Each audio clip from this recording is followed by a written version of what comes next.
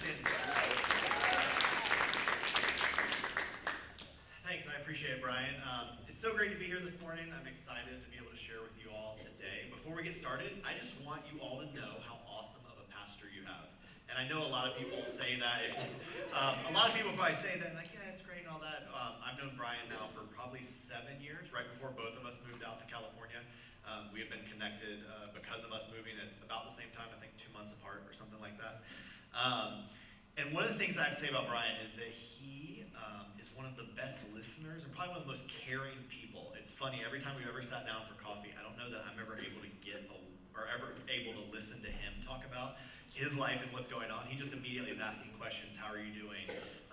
Just knows everything that's kind of going on in your life. And so that's really such a great thing, because I know also so many other guys who don't listen to you and don't want to hear anything you have to say. So Brian's awesome. So just know that, like, you have a pastor that truly loves you and cares about you and wants to know more about your life. So take advantage of that and make him buy you coffee and hang out with you, or buy him coffee if you have more money than he does. Right? He likes that one more.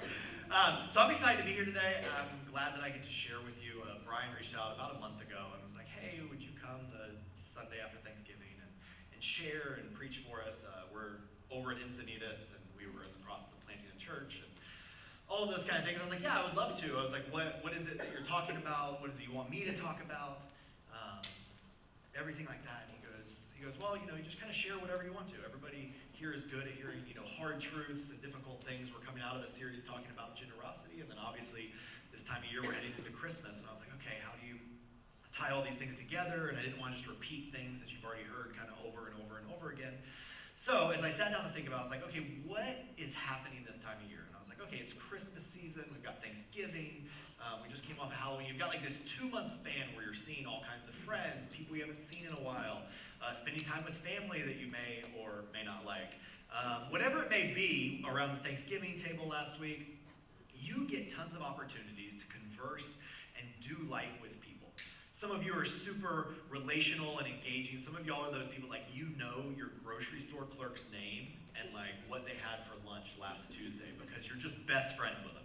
You ask them questions. You're like the opposite of Trader Joe's. You go in and ask the cashier all the questions and try to get all in their life the same way that they do that to you.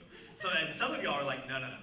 I had lunch with my family on Thanksgiving, and then I left after an hour because I don't want to have any more conversation. I hate the Christmas season. I hate being around people. I just want to get in a little shell and disappear during that time. That's awesome. And everybody's kind of on that spectrum, but regardless, no matter what kind of end you fall on, you will have conversations with people that you don't see all year, whether it's at a work Christmas party, or whether it's, like I say, with family that you may only see a couple times a year. Whatever it may be, you get all these opportunities. And so I thought, okay, what's more important in those moments than having the opportunity to share our story, to share what Jesus has done in our lives. And today what we're going to do is we're going to walk through some different parts of that. What it looks like to follow Jesus, and then what it looks like to actually share your story with others. And so we're going to start today in John 10:10. Now as we get ready to jump into that, I'm going to pray for us one more time this morning. And because I'm not your regular pastor, I'm just going to make y'all as super uncomfortable as possible. So what I want y'all to do is I want everybody to take your hands and just hold them out in front of you like this. If you read through the Bible, specifically in the Old Testament, there's all kinds of praying postures, kneeling, standing, head covered, bowing, hands open, all these different types of things. And so hands open is just this opportunity to receive something. And so when you come in to church on Sunday morning, the hope is that you build relationships, community, we worship the Lord. But as somebody shares with you from the Word, the hope is that you get something from that God gives you some revelation, something you didn't know before, helps you to walk out the doors today and live a little bit differently than you did when you came in the doors. And so, real quick, I'm going to pray for us, and you're just going to go, hey, I'm receiving whatever it is that you have for me, Lord, whether it's a sentence, a word, or completely life-changing transformation. So here we go. We're going to dive in. Dear Heavenly Father, I just ask this morning that you would just give each and every one of us something. Lord, that all of us are here, ready, willing, and eager to hear what it is that you have for us. That no matter the words that come out of my mouth, no matter the things that we've sung, or anything that's been said, that you have something that you want to share with each and every individual in this room. And it's different. And that's awesome, Lord. We just receive that now in this moment. In your name we pray. Amen. All right, so we're going to dive in immediately just to John 10:10. Now, John 10:10 says this, It says, the thief comes only to steal and kill and destroy, but I have come that they may have life and have it to the full. Now, in some other translations outside of the NIV, it says the word abundantly. So have life to the full, have this abundant life. And when you think about full life, abundant life, it's not just like mediocre, it's not just making it by, but instead it is this amazing life that Jesus is telling them about through himself. I love looking in the Gospels in the Bible. And for those of y'all that are new to this, the Gospels are the 4 books in the Bible that tell us about the life and death and resurrection of Jesus. Matthew, Mark, Luke, and John. And I love the Old Testament too. I love the way it sets up everything that Jesus is, and it tells us about his coming and kind of paves the way. And I also love after Jesus, where you look at everything else that happens and how the disciples begin to walk forward, knowing Jesus and then sharing him with others. But I love sitting kind of in those Gospels because I believe that it is our opportunity to really understand who Jesus was, which creates a framework to understand everything else in the Bible. And as Jesus is saying this, he's helping the disciples and those around them to understand once again, like, hey, here's the deal. I can give you this life that is more abundant. You've been working so hard, you've been trying so hard, and I have something that is better than anything you've been trying for. I did student ministry for like 12 years, 13 years, something like that. Young Life student ministry at the church that we were at in Florida. And I shared this verse numerous times, and I would always use an illustration. I didn't do it today. Maybe I should have. Who in the room likes Oreos? Oreos, yeah.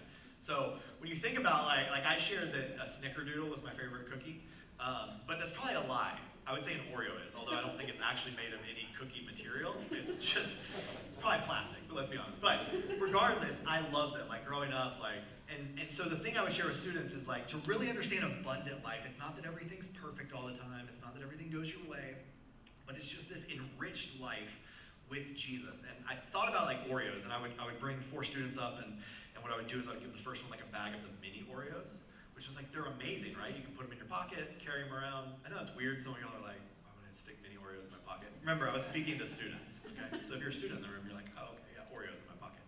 So you have mini Oreos, they're amazing, but they're not perfect, because then you have a regular Oreo. The original Oreo, the thing that most of us grew up with before they had double stuff and triple stuff and mega stuff and pumpkin spice and all those kind of things. Like you just had a regular Oreo, and those are amazing. But then they have the double stuff. So I give the next kid a double stuff. I'm like, yeah, the minis are good, the regulars are good. The double stuff is like where it's at, not the mega stuff. It has the perfect amount of cream. Anyway, it doesn't matter. So then I would give them that. But then the last kid, I would hand a thing of double stuff and a container of milk. Because I was like, that's the true, like if you're not dunking it in, and I don't mean the best way to dunk an Oreo is actually to stick a fork in between the icing and stick it in. That way you don't get your fingers soggy, but also you can let it sit in there until it evaporates in your mouth. Anyway, the point being is that like that's the true perfect way to enjoy the Oreo. All the other ones will do if that's your only option, but that is the way to truly enjoy it. And that's what Jesus is talking about here in the Bible. Is he's saying, hey, here's the deal. Like I can give you this abundant, full, amazing life. And he talks about it because he's saying, hey, like I'm going to give you this grace in your life. And today there's some of you in this room who you may be walking with Jesus. You may have been walking with Jesus since you were 5 years old. And there's some of you sitting here going, hey, you know what? Like I'm still trying to figure out this whole Jesus thing. I'm just not sure about it. I'm on the fence. And it doesn't matter, because at the end of the day, Jesus is sharing, hey, I can give you this grace, this abundant life. You've been working so hard. You've been trying to do all the right things. That's what the whole Old Testament is this up and down of the Jewish people, the Israelites, trying to do the right thing, say the right thing, follow the rules, all of those kind of things, and constantly just kind of getting knocked back down and having to climb back up that hill of perfection. And so Jesus is saying, like, I'm fulfilling all those things and giving you this grace. And grace is really a hard concept to understand in our world today, because for somebody to fully give grace isn't something that we deal with. Yeah, you forgive people and you excuse people's behavior, and you may sit with your family and stuff on Thanksgiving and Christmas, even though you don't want to. But that's not really the grace that's talking about here. It's a grace that there's nothing you can do to deserve it, nothing you did to earn it. It makes me think of this. When I was 8 years old, my parents got divorced, my mom and dad. So I'd be with my dad for like a day each week on Thursdays, and then every other weekend. And we would go to this place called Mount Tasia. Mountasia was a miniature golf course that was on a mountain. Okay? Now, I know there's one somewhere up in this area that's similar to that. But inside the mountain was video games and tickets and prizes and all that kind of stuff. And as an 8, 9-year-old kid, this is amazing. It was the best thing in the world. So my dad would take me almost every Thursday. We would play one round of putt-putt up and down this hill, and then we would go inside and we would play games. Now, I had decided that I wanted something that was like 25,000, I don't remember how many. It was a lot of tickets. It was, I don't know, 30 years ago now, so I don't I don't really remember exactly. But it was a lot of tickets. It was up there on that top shelf, and it was like, this is impossible to get. You're going to spend $800 to get it, and it's worth $8, and got sent from China in bulk. That's what it was, but I wanted that thing. And so we went every week, and we only played. If it didn't give you a ticket, I didn't play that game. And I figured out like the best 5 games. Like, it wasn't really fun to play the games anymore. It was just I'm only playing it if I can get the most tickets on it. We went week after week after week after week, and literally at home. Like, nowadays, like, it's not fun. Like, we took our kids to Dave & Buster's a few weeks ago, and they have like a card. It's like on the card, and it's not magical. It's not like this huge thing of tickets that you have nothing you can do with. Like, you just have to hold them. So at our house, there was a trash bag in my closet, just full of tickets, and we would count, and you had to hand count them. There was no like machine that ran it through. And so we would count them, we'd put a rubber band around it, put a little slip, said this is 175 tickets. Stick in this bag. So I got this huge bag. And finally I got to like, let's say 19,800 something tickets. Like, today was gonna be the day that I was finally gonna get that thing. Sorry, this is an emotional time in my life. So we take it and we go. So I've got this trash bag in the back seat of my dad's truck. And we go to Mountasia. We pull up. We leave the trash bag in the car because I'm not gonna because we're gonna go play golf. We're gonna do the whole thing. But I'm really excited. We walk up, we go in the door, and we pull on the door, and it's locked. Now, this was long before. Some of you in this room don't know what it's like not to be able to like hit maps and be like, hey, it says they're open. Why are they not open? My dad had like a brick Motorola phone, so it's not even like, there's no technology to know why the door won't open. It's just not open. The lights are off inside. Did the power go out? Is there some reason they're closed? There's no way to know, except that finally a guy comes walking to the front. There's a like kind of construction worker working on some stuff inside. He comes to the door. Hey, how can I help you guys? Oh, we're just coming to play games. Is it not open today? Do we need to come back next week? Oh no, this past week they closed. And so it's out of business, gone. It's actually being demolished and turned into something else. Because it was literally, it's not even like it had its own space. It was in the middle of a parking lot. Just like they had built it because they had extra parking spots. And I guess now there was a new store coming in and they wanted the parking spots. And so they were just gonna level it. So it took like a moment in my head, but then I realized, and my dad realized, that in the car was 19,000 and something tickets that were 100% useless. Like, you can't take them to another place and be like, I've got tickets from somewhere else. Will you honor my 19,000 tickets and let me have something for free from your place? It doesn't work like that. So it was utterly useless. And in that moment, it makes me think about this, that no matter how hard that I've tried, that ultimately Jesus is the one who gives abundant life. I can't work, I can't try hard, I can't be the best person in the world. I'm always gonna slip and fail and stumble and all those kind of things. And in that moment, there was nothing I could do except that my dad took me to a store, probably what he should have done the first time, and bought me that thing, like I say, for hundreds of dollars less than what he had spent. And in that moment, he gave me the thing that I had no other way to get. I didn't have the money to get it. I was 9 years old. I didn't have the ability to get it. I didn't even know the store had that thing. And so we went and got it. My dad gave me that thing. And I've always thought about that as this picture of grace, that he stepped in and gave me something that I didn't, that I had tried to earn, that it didn't work out, but he just freely gave it because he loved me in that moment. And that's what Jesus is talking about in this. When he talks about this abundant life, he's talking about this grace-filled life that he's offering to all of us. And so when Jesus gives you that grace, when you surrender your life to him, when you choose to follow him, when you live your life chasing after him, if you will, then after that, Jesus then wants us to do some things. Now, sometimes it feels like a bait and switch. Like, okay, so like I don't have to do anything to like get God's grace, but now like I have God's grace, I have to like do a bunch of stuff. But that's not necessarily true. It's not as much like, okay, I have to read my Bible more and pray more and try harder and all those kind of things.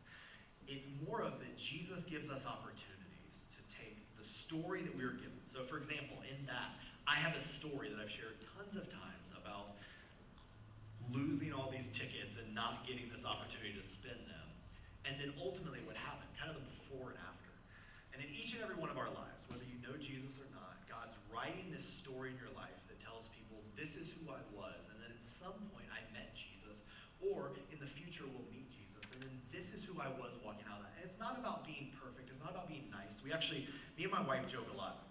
We're from the South. We're like from where the South meets not the South. It's weird. Florida's a real weird place. But we're from the South where like people are like South nice. Like they're not really nice, but they kind of pretend to be nice. So they're like, you're like real nice to your face and like talk about you behind your back. And I know that happens everywhere, but that's like just like a natural thing where I'm from. So it's been real weird for us because we moved out here and like in our world, like nice people are Christians. I know that sounds kind of weird, but where we're from, nice people are Christians. However, out here, we know tons of people who don't know Jesus, don't follow Jesus, who are literally the nicest people that I've ever met in my whole life. The first like week that we moved in, we had people that brought us food and did all kinds of things for us that they don't know Jesus, still don't know Jesus, have no urge to learn anything about Jesus, but they're nice and all those kind of things. So it's not this like, hey, I met Jesus and now I'm like nice and stuff.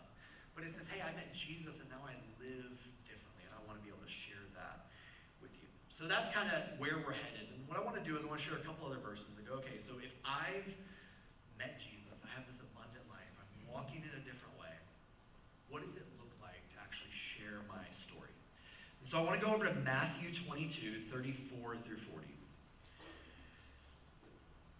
And so in this, it says this. It says, hearing that Jesus had silenced the Sadducees, the Pharisees got together. Sadducees, Pharisees, bunch of religious people. And one of them, an expert in the law, tested him with this question. Teacher, which is the greatest commandment in the law? So when we think of the law, you might think of like the 10 Commandments. Most popular, everybody knows all of them, most of them, some of them. But really, when he's talking about the law, he's talking about all law. Hundreds of laws, all different kinds of rules and temple sacrifices and all different kinds of things. And his goal with asking this question is really to trick Jesus. He wants Jesus to back himself into a corner so that he can call him out and be like, see, he doesn't know what he's talking about, all those kind of things. And then Jesus replies in a way that only he could. And he says this in verse 37. He says, love the Lord your God with all your heart, with all your soul, with all your mind. This is the first and greatest commandment. And the second is like this, love your neighbor as yourself. And the law and the prophets hang on these two commandments. And so what he's saying, he's like, if you were to boil down all of these Old Testament rules and laws and scriptures, that ultimately there's two things. That first is this vertical love God. Love God, follow God. It's that abundant life that we're talking about. Live in that relationship with God. And then second, you take that vertical and it becomes horizontal. And so we love people. And as we think about loving people, it's not about just doing things, like I say, or being nice. Anybody can be nice to anybody. Anybody can care for anybody. Anybody can get somebody a warm meal or a blanket or anything like that. But in this, I think it's really taking the vertical, that relationship with God, and then sharing it outwards to those people in the most loving way possible about your story. And that's where we get this idea of our story for God's glory. I know it rhymes. It didn't do it on purpose. It just happened. But as you think about it, it's, hey, this is my story. But I want to use it to share God with other people. Not that my story is unique, not that my story is better than anybody else's, but it's something that other people can understand around me. When we first moved out here, one of the weirdest things, I say weirdest things, but one of the things that happened to us is we had some friends immediately up the road, awesome Christian friends. We met day one. We have this huge pew from an old, it's actually not from a church, it's from an old law classroom. I took a law class in high school. The teacher passed away, and right before he did, he gave away like his law office because they were getting rid of it, but they had like a full, like, it was set up like a courtroom. Well, he gave our church that we were at a couple of these pews. We brought one of them out to California with us when we moved because we kept it, refinished it, all that kind of stuff. But obviously, like if you're moving a 16-foot long pew into your house, like people are kind of like, what's going on here? So they stopped and were like, oh, are y'all Christians? And I was like, I don't know many Christians moving a pew into their house. But yes, we happen to be. That's great. And we became great friends, and that was awesome.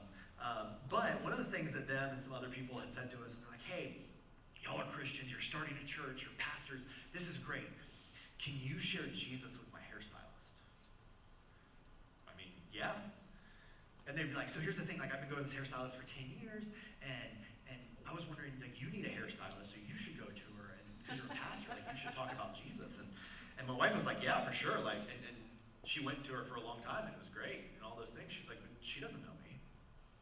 And I get my hair cut every, I don't know, girls, 3, 4 months, 5, I don't know. You go a few times a year. So it's not like you see them like every week or every day or anything like that. And so she's like, wouldn't it be better? They know you. You've been spending 10 years with this person. Like, they know your life, your story, your kids, all of those things. Like, it's a lot easier for you to step up and share your story of what God's doing in your life instead of me sharing my story with somebody who probably doesn't care anything about my story and is going to be like, this is real weird and stay away from me with your Jesus stuff and all that kind of stuff. We have this opportunity because we have all these relationships. And it goes back to what I said at the beginning. We get this opportunity to share meals, share time with people during this Christmas season. We get the opportunity to share our story. And some people already know the back part of your story. They know who you were as a kid, as a young adult, as an adult, wherever you may have been before you met Jesus. And so you get the opportunity to kind of fill in what happens next. And that's what brings me to our last passage for today. And the last one we're going to look at is this, Mark 16, verse 14 through 18. And I talked about the Gospels. You have all 4. You have Matthew, Mark, Luke, and John. And all of them are very different. For those of y'all that have done like a ton of Bible study or read a whole lot, they all look different. You have Matthew, who is like, if you're watching TV, it's like the History Channel. It's a history documentary. It literally, like, the first chapter is a genealogy of all of the people that came and got you to Jesus, all the way from Adam and Eve. Like, here's who begat who, sister, this, that, all the other thing. It is very historical. So if you like that, Matthew is the perfect book for you. Luke was a medical doctor, and so he's very much like when Jesus was pierced in the side, this happened and that happened. It's very scientific, really like detail-oriented kind of thing. John is like a romance rom-com. That's what it's like.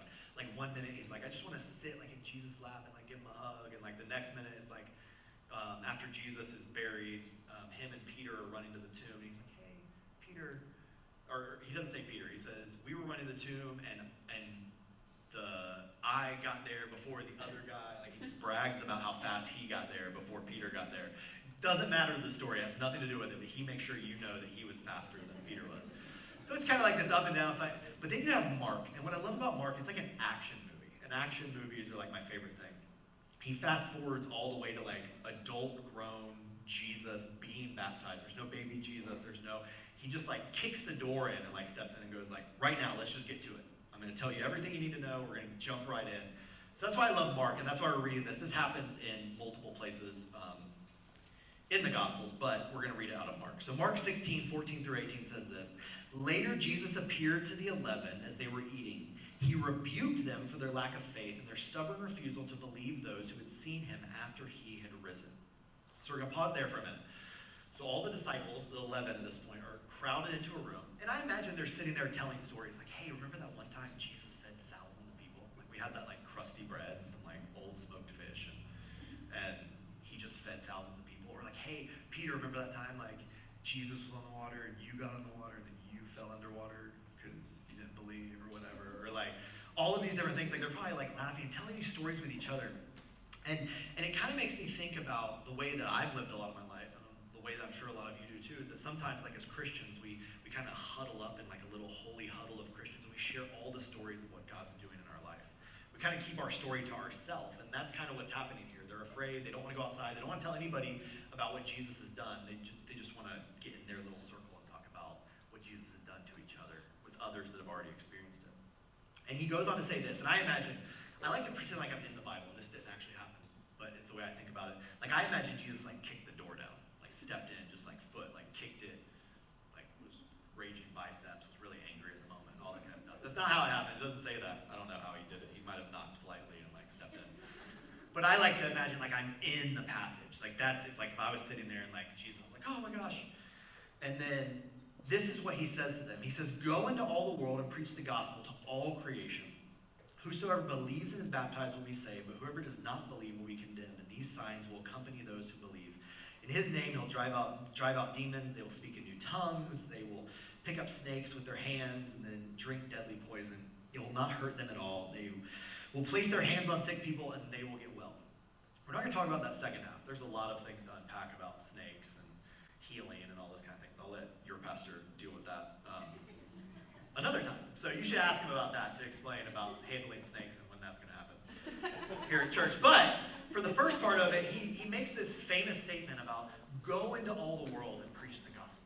And it comes back to our story again because a lot of times, growing up for me, like it was, hey, we're going to go preach the gospel in Africa.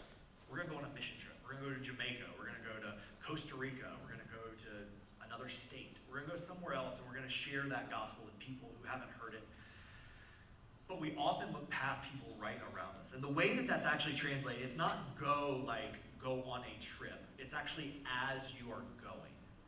So it means more as like, as you are living your life, as you're going to the grocery store, as you're getting your hair cut, as you're doing life with family this season, it means to proclaim the gospel. And I believe that Jesus has given us all stories so that we can proclaim the gospel through him. And so that's my encouragement this season, we've already passed Thanksgiving, but as we head into Christmas, as you're at parties, as you're at events, as you're all those kind of things, and like I say, even if you don't fully know Jesus yet, you have an opportunity to share with people about, hey, here's who I was, you know it, maybe they don't know it, and then I met Jesus, and this is what my life looks like now. Not that it's perfect, not that every day is awesome. Life is hard and it is difficult, but here's what Jesus has done in me, and this is what abundant life looks like for me and what it looks like for you. And it's scary. It's all about, though, getting uncomfortable. Being uncomfortable so that others can get the opportunity to hear